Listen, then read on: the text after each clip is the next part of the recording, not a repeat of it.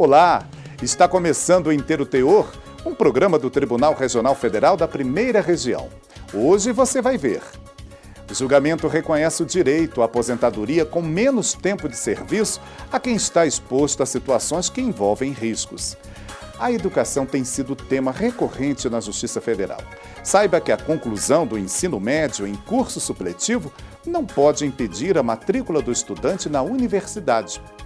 E entenda por que o Tribunal Regional Federal da Primeira Região rejeitou o pedido de um estudante para frequentar 2 graduações ao mesmo tempo em instituições públicas. E a entrevista do Inteiro Teor de hoje é com o Corregedor Regional da Justiça Federal da Primeira Região, Carlos Eduardo Moreira Alves. Corrigir equívocos? Sim, mas, sobretudo, buscar boas práticas para o Poder Judiciário é a mensagem dele. É o que você acompanha agora no Inteiro Teor, uma produção do Núcleo de Rádio e TV do Tribunal Regional Federal da Primeira Região, com reportagens de Roberta Nunes e Rafael Braga.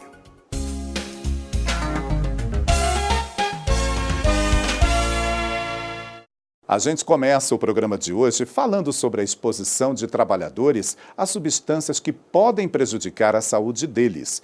Em decorrência disso, é possível obter contagem de tempo menor para aposentadoria. Esse assunto esteve em debate no Tribunal Regional Federal da Primeira Região, em Brasília, que autorizou a contagem de tempo especial a um funcionário de uma indústria. Ele usava um aparelho ineficiente para neutralizar todo o barulho a qual estava submetido no dia a dia. Ciro trabalha com a manutenção de chaves e circuitos elétricos há 9 anos. Por causa das características da profissão, ele precisa tomar uma série de cuidados, como utilizar equipamentos de proteção que amenizem os efeitos de um acidente se ele ocorrer. Se o acidente for em grande proporção, o EPI vai ajudar, mas dependendo do tamanho da proporção, ele vai acabar machucando assim e não conseguindo mais exercer sua função. Até por um acidente grande, num quadro que nem esse, tem até o problema do cara psicologicamente não conseguir mais exercer a função mais nesse tipo de serviço, que é um serviço que gera medo na gente, assim. A gente sempre trabalha apreensivo com medo de ter um acidente. O eletrotécnico faz parte de um grupo de trabalhadores ao qual são assegurados direitos especiais como aposentadoria diferenciada, justamente por estarem expostos a agentes físicos, químicos ou biológicos que oferecem riscos. Químicos, engenheiros mecânicos ou civis, trabalhadores da indústria metalúrgica, pintores e até os frentistas de postos de gasolina também estão na lista que não é fechada. O rol das profissões ele vem crescendo com decisões judiciais. E aí o STF vai sedimentando quais as profissões que realmente têm direito, mas é uma questão muito subjetiva, cada caso é um caso que deve ser avaliado. Quanto aos agentes nocivos, existem resoluções, existem portarias, inclusive da Anvisa, já referendadas pela Previdência Social, que trazem esses agentes, dizendo quais são os agentes químicos, quais são os biológicos, quais são os físicos e até onde, qual o percentual de grau, né, para ofender a saúde do cidadão. Não são raros os casos em que o trabalhador encontra dificuldades para conseguir provar a condição que lhe dá direito à aposentadoria especial. Um deles chegou aqui ao TRF da Primeira Região recentemente. Um trabalhador de Minas Gerais, que ficava exposto a forte barulho, teve o benefício negado porque o INSS considerou que esta exposição não era habitual e também porque o profissional utilizava abafadores para minimizar os efeitos dos ruídos. O tribunal entendeu que o uso de equipamento de proteção individual, chamado EPI, mesmo que consiga reduzir o ruído, não é suficiente para impedir o surgimento gradativo de lesões auditivas. Para o TRF da Primeira Região, que concordou com comprovantes e provas apresentadas pelo trabalhador, a exposição ao barulho acima do que é tolerado prejudica a saúde e dá direito ao benefício especial. Segundo este advogado, o reconhecimento do período em que o trabalhador atuou sob condições insalubres ou perigosas será determinante para que ele consiga a contagem de tempo diferenciada no INSS. O trabalhador tem que fazer a prova de que ele está exposto a essa atividade. Recentemente, o Supremo entendeu que essa prova estaria no PPP. Se o PPP disser que ele tem um EPI eficaz, se afastaria o direito à concessão da aposentadoria especial. Mas se o trabalhador conseguir provar que mesmo utilizando a EPI ele não é eficaz, então essa decisão do INSS cairia por terra e ele conseguiria o reconhecimento na via judicial. Mas isso demanda de prova e uma extensa dilação probatória para comprovar que aquele EPI não é eficaz ao fim que ele se destina. Apesar de considerar que, nos últimos tempos, provar a situação de insalubridade ficou mais difícil para o trabalhador, o especialista concorda que a Justiça tem procurado não faltar com os profissionais que têm direito à aposentadoria especial. Essas decisões já vêm evoluindo há anos. Os tribunais, o TRF das primeira instância, segunda instância, o STJ, são sempre a favor do cidadão, sempre a favor do segurado da Previdência, sempre a favor do trabalhador. Lembra do Ciro, o eletrotécnico que mostramos no início da reportagem? Ele se sente mais seguro quando vê que a Justiça está atenta aos direitos como a aposentadoria especial por trabalhar sob condição perigosa. É um serviço mais puxado e quando eu vinha ficar mais velho, às vezes não consigo executar um serviço como esse. Uma aposentadoria em tempo reduzido seria bom e daria bastante segurança, sim. A seguir, o assunto do Inteiro Teor é educação. Isso mesmo, você acompanha 2 decisões do Tribunal Regional Federal da Primeira Região que envolvem a matrícula de alunos em universidades. Não perca!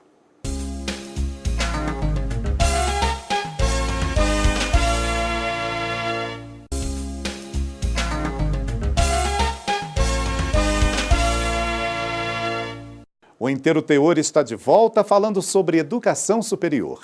Na reportagem que você vê agora, a gente explica que a conclusão do ensino médio em curso supletivo não pode impedir a matrícula do estudante na universidade. Acompanhe. O estudante Paulo Henrique exibe orgulhoso o certificado que ele obteve depois que concluiu o ensino médio por meio de supletivo, num programa de educação de jovens e adultos de Brasília. Ele escolheu essa modalidade para acelerar os estudos. Formei no final do ano de 2011 e eu consegui ingressar no ensino superior já em 2012, no primeiro semestre. Por que você optou fazer pelo supletivo? Pela rapidez, né? Pela agilidade. Você consegue, por exemplo, se você vai cursar o 3º ano, como foi o meu caso, eu consegui fechar o 3º ano em 6 meses. Assim como Paulo, milhares de estudantes concluem os estudos por meio de programas periódicos como o EJA, Educação de Jovens e Adultos. São alunos que não terminaram o ensino fundamental ou médio no tempo normal e que geralmente precisam do certificado para conseguir um emprego ou entrar na faculdade. A idade mínima para ingresso no EJA é de 15 anos para o ensino fundamental e 18 anos para o ensino médio. E na maior parte dos estados, esta modalidade de ensino é ofertada por meio de cursos presenciais e à distância. Só que ainda existem barreiras ao acesso destes estudantes a alguns cursos. Um destes casos chegou aqui no Tribunal Regional Federal da Primeira Região. Um candidato ao curso de Gestão de Transportes e Trânsito da Universidade Federal da Bahia, que passou no vestibular pelo sistema de cotas, não conseguiu se matricular porque concluiu o ensino médio por meio da educação de jovens e adultos. O vestibular previa restrições para alunos do EJA, e este foi um dos argumentos utilizados pela universidade para tentar se defender depois que o estudante resolveu procurar a justiça. O TRF entendeu que o EJA é um sistema reconhecido pelo poder público, podendo seus alunos ter pleno acesso às políticas de cotas das universidades. Mas é necessário que a maior parte dos estudos até a conclusão do ensino médio tenha ocorrido em escolas das redes municipal, estadual ou federal. Esta especialista no assunto lembra que o supletivo serve para complementar os estudos. Desta forma, não pode servir de obstáculo para o acesso do aluno ao ensino superior, mesmo nos vestibulares por cotas. O objetivo da lei é dar oportunidade aos alunos, inclusive se ele se formou pelo EJA, é porque ele quer ter acesso ao ensino superior o quanto antes, ou ter acesso ao mercado de trabalho o quanto antes. E o objetivo das cotas é dar subsídios para o aluno, que ele frequente o ensino superior, que ele ingresse no mercado de trabalho. Cabe às universidades detalhar nos editais as exceções, ou seja, quando o aluno que cursou educação supletiva não será aceito. O edital é sempre também um momento de pensamento. Talvez não somente colocar o edital, mas também já teorizar. Vai dizer assim, estamos propondo o EJA como equivalente porque o sistema... No Brasil, muitas e muitas pessoas estão estudando pelo EJA e não foi contemplado pela lei. Então decidimos fazer essa equivalência. Então você já lança, digamos, o pensamento. E não só praticamente, você une o pensamento com a prática. Ainda sobre o universo acadêmico, o Tribunal Regional Federal da Primeira Região rejeitou o pedido de um estudante para frequentar 2 graduações ao mesmo tempo em instituições públicas. Entendo por quê. Desde criança, a estudante Liana Borges teve 2 paixões, o jornalismo e o idioma inglês. Quando chegou a hora de escolher que carreira seguir, ela não conseguiu optar por uma delas. Por isso, decidiu fazer os 2 cursos. Além de ter essa vivência na faculdade, de aprender mais, né, com 2 faculdades, eu tenho 2 áreas de trabalho que eu gosto muito, então eu tenho uma opção. Eu posso intercalar, posso trabalhar junto com as 2 coisas. Então eu tenho várias opções profissionais aí para o futuro. Liana passou para o curso de tradução em inglês na Universidade Federal de Brasília. E para conseguir fazer também o curso de jornalismo, teve que se matricular em uma faculdade particular, já que não era possível fazer os 2 cursos na instituição pública. Eu queria fazer as 2 no mesmo lugar, mas que é injusto porque você acaba tomando a vaga de 2 pessoas, de outra pessoa que poderia entrar na faculdade. Então é um pouco injusto, mas eu gostaria de fazer. De acordo com a Lei 12.089 de 2009, não é permitido que um estudante ocupe 2 vagas ao mesmo tempo em cursos de graduação nas instituições públicas de ensino superior do país. Foi por isso que a 5ª turma do Tribunal Regional Federal da Primeira Região negou o pedido de uma estudante do Piauí para que fosse reconhecido seu direito de frequentar ao mesmo tempo 2 cursos superiores oferecidos por instituições de ensino públicas. Ao recorrer ao TRF1, ela alegou que foi aprovada antes da publicação da lei de 2009. Mas, ao analisar o caso, a turma concluiu que, apesar de ela ter sido mesmo aprovada antes da aplicação da norma, a matrícula na instituição só foi efetivada em 2010, momento posterior à vigência da lei. E a seguir, no Inteiro Teor, o assunto é correição no Judiciário. Você acompanha uma entrevista com o Corregedor Regional da Justiça Federal da Primeira Região, que fala sobre fiscalização e padronização dos serviços, além da busca de boas práticas. É já já.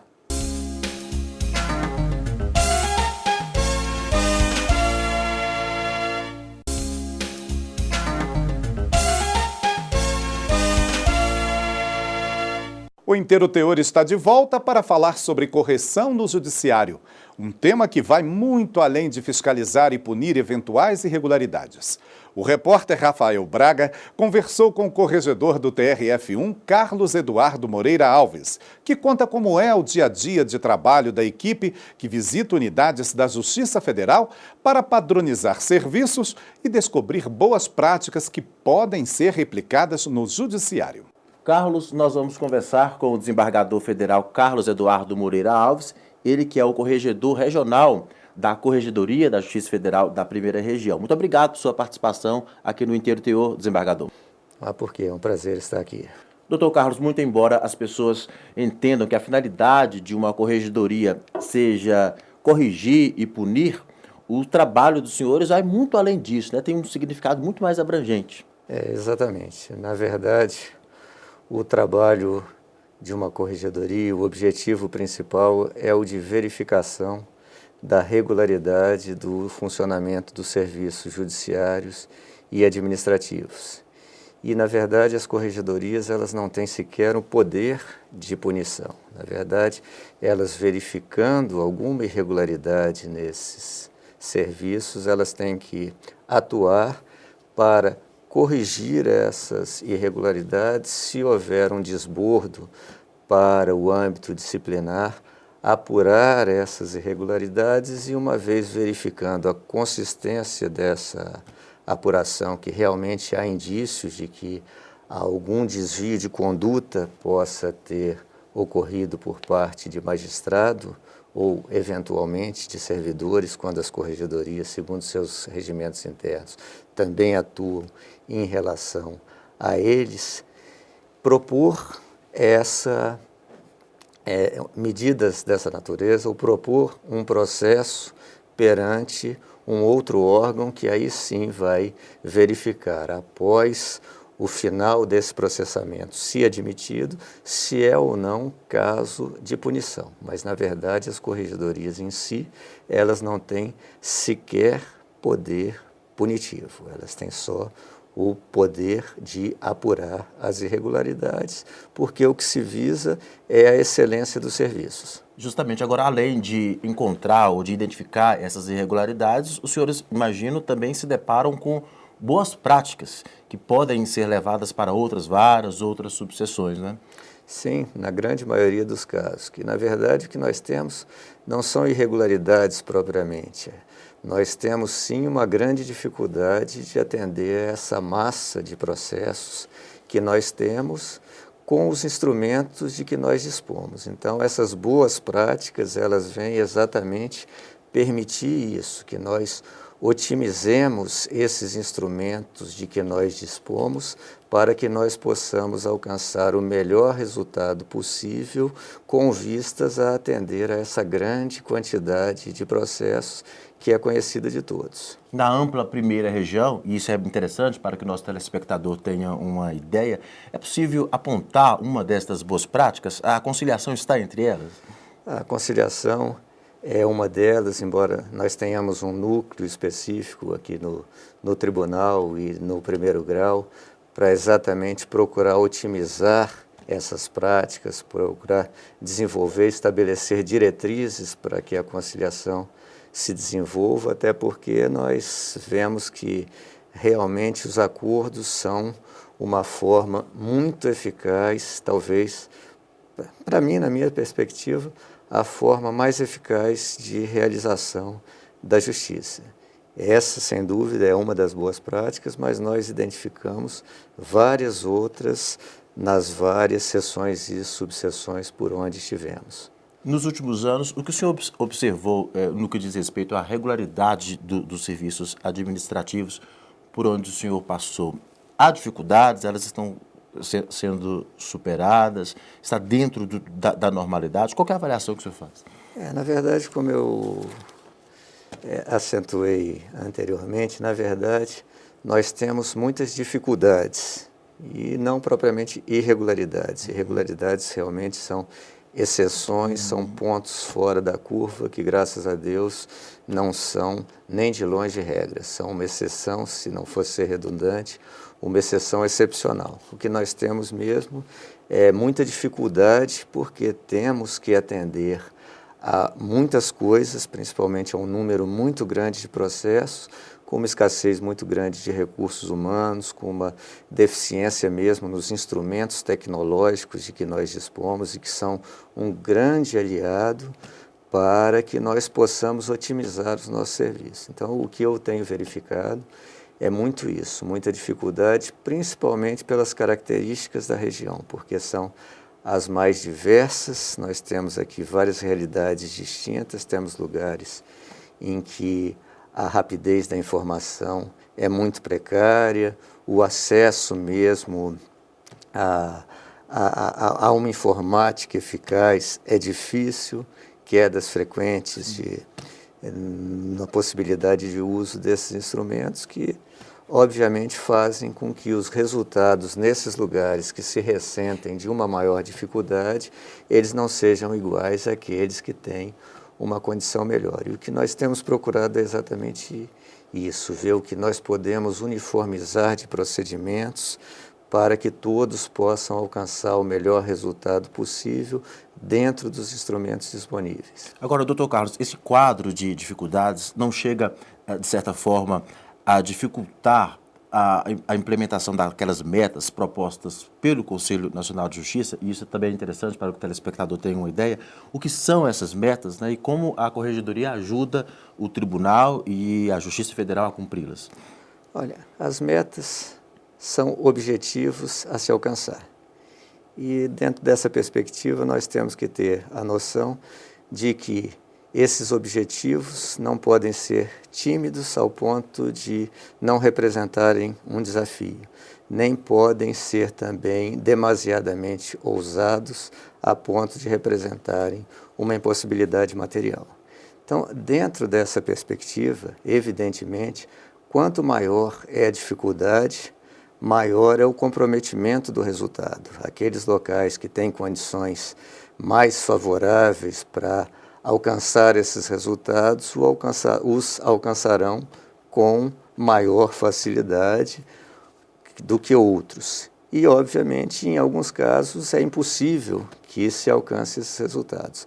Mas, na grande maioria dos casos, as metas são o nosso norte, são a nossa diretriz, são a definição dos nossos olhos para que alcancemos aqueles resultados que só não são alcançados quando realmente não nos é possível alcançá-los. Doutor, a interiorização da Justiça Federal é um desafio ainda em evidência, muito embora já se tenha avançado muito com a instalação das varas federais, por exemplo, aqui na primeira região. O fato de ser uma região tão abrangente não dificulta o trabalho da Corregedoria? Que mecanismos os senhores têm utilizado para encurtar distâncias ou otimizar o trabalho, considerando essas características de jurisdição da primeira região? Na verdade, a interiorização da Justiça Federal, mais do que necessária, no meu ponto de vista, é indispensável, porque é da atuação dela nos vários pontos do território nacional e da boa atuação dela que depende a boa atuação da Justiça Federal como um todo. Então, nós temos que ter esse processo de interiorização. Mas, obviamente, num país continental como o nosso, e com as mais diversas realidades em cada região, e isso traz complicadores. E na Justiça Federal da primeira região nós sentimos isso muito de perto, porque na verdade nós aqui englobamos 3 estados mais o Distrito Federal, sendo que esses estados e o Distrito Federal representam ou contam com a representação de estados de 4 regiões geográficas do Brasil, obviamente com todas as diversidades que cada qual apresenta. As distâncias e principalmente a região norte com a região amazônica, que tem essas dificuldades acentuadas até mesmo pelo acesso a vários de seus locais. Então isso representa na primeira região uma grande dificuldade, mas, ao mesmo tempo, uma grande experiência pessoal e profissional para quem tem, como eu, o privilégio e o prazer de estar à frente da Corregedoria e necessitar de conhecer, até fisicamente, esses lugares. O senhor esteve em loco nesses lugares? Eu estive em praticamente todas as subseções e seções judiciárias da primeira região. Foram pouquíssimas, para o senhor ter uma ideia. Não pude ir ao Oiapoque e a Laranjal do Jari pelas dificuldades de acesso, de tal forma que até o corregedor esteve impossibilitado de comparecer pessoalmente. Mas pouquíssimos em relação à grande quantidade. Pouquíssimos. Então, isso realmente é uma exceção e que eu quis enfatizar para se demonstrar dificuldade de acesso, porque eu teria de ter, por exemplo, despender 6 dias para conhecer um dia para a ida, um dia para a volta e um dia para a permanência, pelas dificuldades de acesso. Então, isso já é um diferencial em relação às outras subseções que eu pude estar em, como disse, só não diria em todas as outras, porque problemas de saúde me impediram de estar em 5 ou 6 subseções que, se Deus me permitir, até o final do meu mandato ainda poderei conhecê-las. Nós conversamos com o desembargador federal Carlos Eduardo Moreira Alves, corregedor regional da Corregedoria Regional da Justiça Federal da Primeira Região. Doutor Carlos, muito obrigado por sua participação aqui no Inteiro Teor. Não tem porquê, como disse, é uma grande satisfação estar aqui com vocês. E agora a gente volta com você, Carlos Rodrigues. Obrigado, Rafael. Você acompanhou o Inteiro Teor, uma produção do Núcleo de Rádio e TV do Tribunal Regional Federal da Primeira Região. Nosso programa está online no portal www.trf1.jus.br e também na nossa página no YouTube. A gente fica por aqui, até o nosso próximo encontro. Tchau!